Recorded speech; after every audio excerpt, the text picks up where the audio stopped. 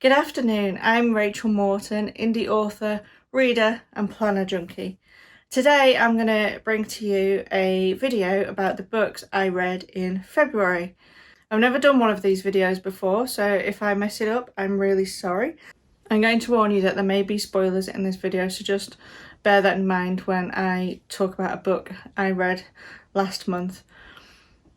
My aim with reading books and reviewing them is to not just focus on the current chart reads or even just the traditionally published books. Because I'm a writer, I read a lot of craft books, so I'm going to talk about the craft books I read. I aim to read 1 or 2 craft books a month.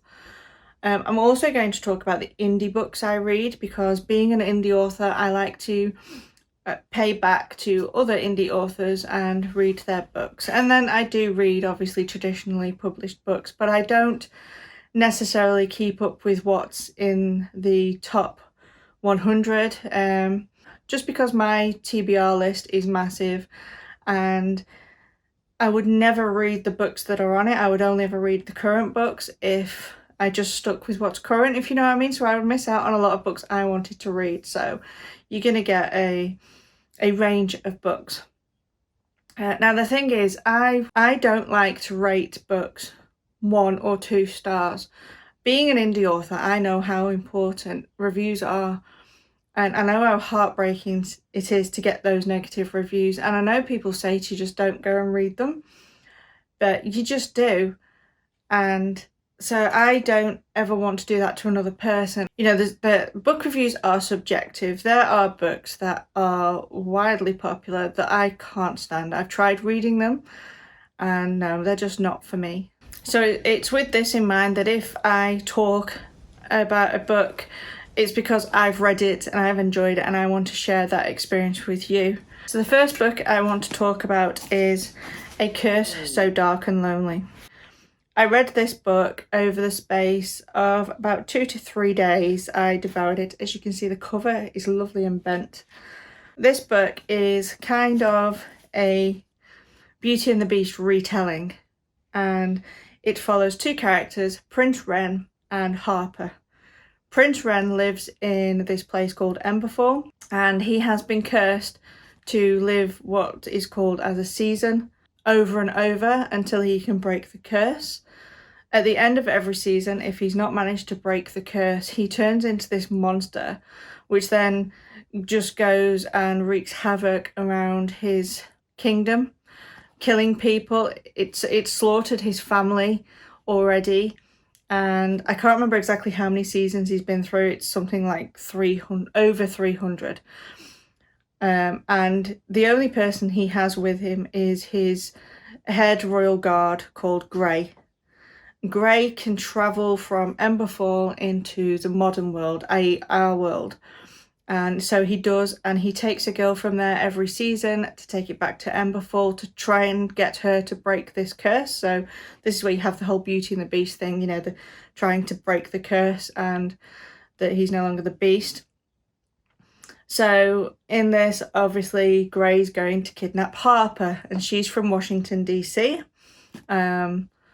And she comes over to Emberfall and has to try and break the curse with him.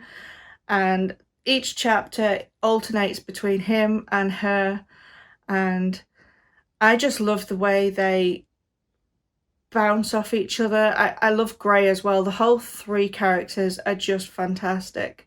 There's one point you actually think she's going to fall in love with Grey, and probably would be quite acceptable if she did. And you're probably even hoping for it. But so the book is written in first person present tense, which is probably my least favourite point of view. I'll read any point of view, but that's my least favourite just because it's a little bit hard to get into. But once you get into it, for me this book was a page turner. I just absolutely loved it. I read it every moment I could. As a child, I loved films like The Labyrinth and Legend.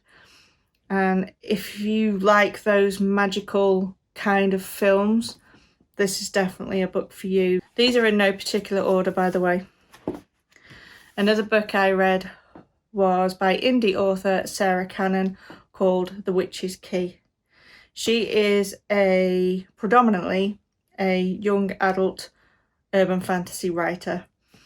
This book, I believe she wrote during lockdown last year, when the first lockdown started during the pandemic, and she was writing it and reading it on her YouTube channel. I follow her YouTube channel. I didn't actually follow her as she was writing and reading this. I picked it up later because they just talked about it so much that it caught my interest. And I don't read a lot of YA books. I do like YA books, but they're just not my go-to genre. But I really enjoyed this one. So this book follows 17-year-old witch Lenora, although she's called Lenny, who's lost her parents and gone to live with her uncle. She's living in this new town and expecting her uncle, you know, kind of not to be someone she'd get along with, but he is. And she quickly makes friends at school, and there are girls going missing, and one of the girls that she makes friends with is one of the ones that goes missing. Now, she's already a witch. Her parents are slayers, I think. I think I've got that right. And so she's lived in this witchy kind of world, and she's got this witch's key. And from what I can gather, it's kind of a promotion into the levels of witchhood they have. So she can't do all the magic that her uncle can do just yet because she's only 17. But this friend of hers has gone missing, and the council aren't seeming to do anything about it, even though Lenny is pretty sure that there's something strange going on with this. So she's pulled into this world with this investigation, and everyone around us kind of telling her to keep out of it. And it's not a spoiler because it's written on the back of the book if I tell you that they're kidnapped by a demon. So she meets a mysterious friend called Kai, and she and him set about finding this demon and finding her friend and uncovering a lot of other mysteries. And it's a really cheerful, it's a quick read. It's written in first person. I really enjoyed it. It is the start of a series. Sarah Cannon has announced that the second book is called The Witch's Door. She hasn't yet given a release date for that, but I believe it will be sometime in this year, and I'll be picking that up. So I really enjoyed that. Another book I read is The Story Genius by Lisa Cron. I actually have a couple of notes in this. I read this both in the physical book and through audio. And it's a book about outlining, but it's not an outlining book like I'm used to reading. Normally outline books will be like, here's the character sheet, fill this in, write all the significant plot points you want to hit, write the setting, you know, this is act 1, what's the doorway of no return, what's the black moment, you know, you go through this list when you're outlining of each step, and she has a completely different view of that, and it was eye-opening as she was going through. She talks constantly about the third rail, and this concept is that everything that happens in the story and everything your character does touches on this third rail in their life. And this third rail is kind of their belief about themselves. And everything that happens must touch on that belief in themselves. So if you have a character with low self-esteem, the events that happen in a scene need to touch on that character's low self-esteem, whether it's her proving to people she doesn't have low self-esteem, solidifying the belief she doesn't have low self-esteem. Our main character in the series I co-author, the Death Dealer series, Harper, has this belief that magic is bad because that's how she's been raised. She's a magical, but her mother has always told her that magic does nothing. She should not use it, and it only leads to bad things in her life. So even to the point that she was medicated to kind of null her magic. So anything that happens in her life, she's always subconsciously looking to reinforce this thing that her mother has told her, that her magic is bad. When she does use her magic and, you know, something bad happens, she instantly puts the blame on the use of her magic.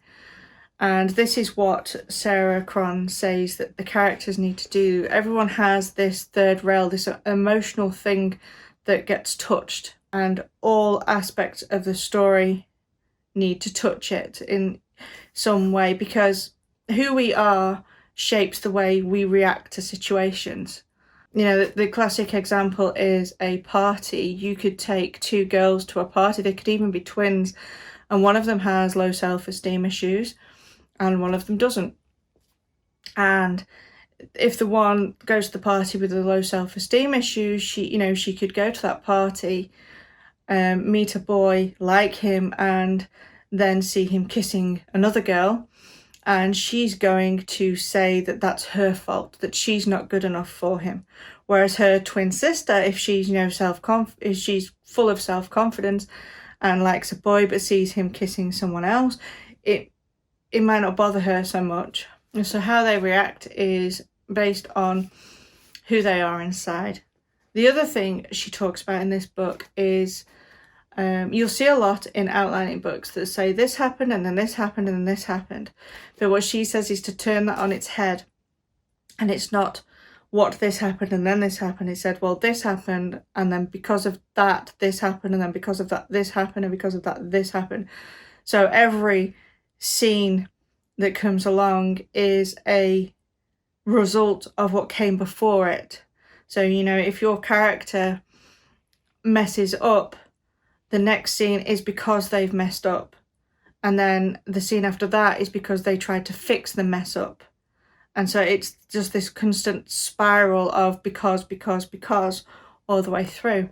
So I found that really useful. And she has a really good way of helping you to plot out your scene cards and has everything linking to it. If you're an outliner, or even if you're a pantser, the ideas in this book of how everything links to the character and the internal conflict is fantastic. So I would really recommend picking up this book and giving it a read. So the other 4 books I read were on Kindle and Audible, and they are 2 books from 2 different series. The first series I read books 1 and 2 of the Harry Potter series. I know I'm like 2 decades late for this, but a friend of mine is reading the Harry Potter series and he said to me, read them, they're really good. So I'm like, okay. So I've picked them up and started reading them and listening to them on Audible. And I always had reservations at reading these because I was like, oh, the kids' books, it's not going to be something I enjoy reading. And so he said, just read the first chapter, and if you don't like it, put it away, and if you do, carry on. Well, obviously I'm now at the 3rd book, so I really enjoyed them. Now, I have seen the first 2 films, but the books, as always, just have so much more depth in them. And I also love them from a writer's perspective. There's like things in the Harry Potter books that J.K. Rowling does, and at the time they seem really insignificant, and then they all come together at the end of the book, and so far I absolutely love the way she does that. I'll try not to be too spoilery, but in the 2nd book, which is Harry Potter and the Chamber of Secrets, they're in this flying car which gets to get to Hogwarts, and they crash it into this tree called the Whomping Willow, which knocks them out and they fall, and Ron breaks his wand. And so through his classes later, he's playing with this wonky wand and his spells are going wrong because he can't fix it. He comes from a poor family, so he can't just go out and buy a new one. But at the end of the book, that insignificant broken wand that you thought was just a thing through the book comes into play and helps them defeat the bad guy. And I just love the way that she does that. Everything is set up for the ending of the book, and there's nothing, as a writer perspective, there's nothing in it that isn't meant to be there. So I've really enjoyed reading them. From a reader perspective, they're just a really great fantasy story. I wish these had been around when I was a child, because they were the kind of thing that I used to love reading. I would have just loved immersing myself in the world even more than I I'm enjoying it now as an adult. Obviously, it is written about children, but it's not necessarily just a children's book. There's so many characters and so much going on, and the way she writes it, it makes you just feel like you're in there. Like, I can close my eyes and feel like I'm walking through the corridors going to the Gryffindor common room, and I almost wish I could just be there, because she just paints this beautiful world for you to inhabit as a reader. So if you've not read them, and if you're holding back the same way I did because you think they're children's books and you're a grown-up, give it a try. Just go and read the first chapter or two, and they're just great books to read. The other series I started and read the first 2 books of, I think there are 8 in total, is the Soul Summoner series by Alicia Hyder. So the Soul Summoner series is an urban fantasy stroke paranormal romance. It kind of blurs the lines because there's both. The first one is definitely more urban fantasy, and it follows 27-year-old, I think she's 27, Sloane Jordan, who is a publicist in the police. But she has this thing, if she thinks about somebody, they appear, like not poof, just appear, but like if she's thinking about someone she's not seen in 10 years, then 5 minutes later they're ringing her up to ask her how she is, and she keeps saying to her friend that she's finding this thing that happens, and it happens more than a coincidence. And she also has this ability to know if somebody's dead or alive, and she can see things about people in people. So when she's in the work, there's this new police detective called Nathan McNamara, and he is investigating a series of murders that have happened, and she ends up being pulled into that case with him, and because she's looking through these pictures and she's going, she's dead, she's alive, and the paranormal world isn't known, so he's wanting to know how she knows this. Together they start investigating this crime, this serial killer, and as they're doing that, this other person comes, this guy called Warren Parrish, and he's different from anybody else she's ever met. She can't read his soul the way she can read everybody else's. So obviously that interests her, and she goes to find out who he is. And eventually the 3 of them get together, and obviously there's a kind of love triangle between them, and you're rooting for Nathan because, it's Nathan McNamara. They go and find this serial killer, and they find the victim, and she gets together with one of them, and case closed, and that's book 1. Book 2 is The Siren, which I listened to all of it on audio. It relates to the first book, as in they found all the bodies of the victims from the serial killer in the first book, except for one. And the more they look into it, the more they think this victim is actually alive, because there's just too many coincidences. But she's faked her own death, like she's pretended to be one of the victims. So they go and hunt her down, and we've still got Sloane, we've still got Nathan, and we've still got Warren. They're all together, and so they go and hunt this woman down and uncover this bigger crime thing that I won't say or spoil. But this is also the key to Sloane, who she is and her past, so it tells you more about her. The story also develops on why Warren is different to anybody else and what the connection is with him.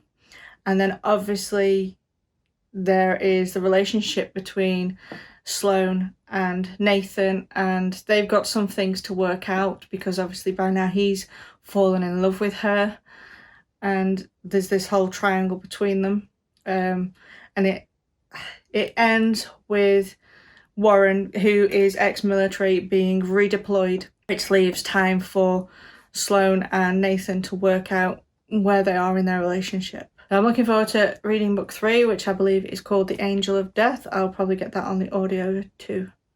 So that's all the books I read for February. There's 7 of them, and some of them were on audio. I hope you found this interesting. If you've read any of these books and enjoyed them as much as I did, don't forget to leave a comment. or if you've not read these books, go and check them out. I highly recommend them all. I had a good reading month in February. If you like this video, don't forget to subscribe, ring the bell so you get notified when I post more videos, and click like so it picks up on the algorithms. I'm probably going to try and record a TBR list, and I'll try and post that in a few days. Thanks for watching.